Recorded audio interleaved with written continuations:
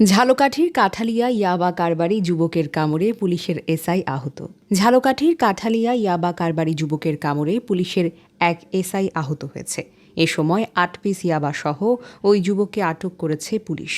আজ ২৪শে ফেব্রুয়ারি মঙ্গলবার দুপুরে গোপন সংবাদের ভিত্তিতে পুলিশের একটি দল উপজেলার চেচড়ি ইউনিয়নের সোহরাব মাস্টারের বাড়ির সামনের রাস্তা থেকে ৮ পিস ইয়াবা সহ সুজন হাওলাদার নামের এক যুবককে আটক করে। বিষয়টি নিশ্চিত করেন কাঠালিয়া থানার অফিসার ইনচার্জ মোহাম্মদ আবু নাসের রায়হান। কাঠালিয়া থানার এসআই রতন চন্দ্র হালদারের নেতৃত্বে অভিযান পরিচালনা করে সুজন হাওলাদারকে গ্রেফতার করা হয়।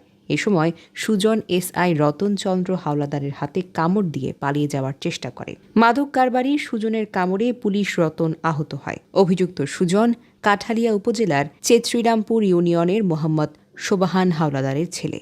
কাঠালিয়া থানার অফিসার ইনচার্জ মোহাম্মদ আবু নাসের রায়হান জানান, দুপুরে দক্ষিণ চেচরি এলাকা থেকে ৮ পিস ইয়াবা সহ সুজনকে গ্রেফতার করা হয়েছে।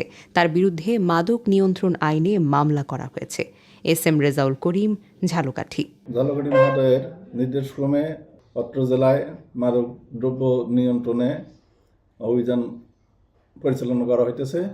সেই তারই অংশ হিসাবে আজকে আমাদের কাঠালিয়া থানায় এএসআই রতন কৃষ্ণ হাওলাদার উনি মাদক উদ্ধারের জন্য যায়।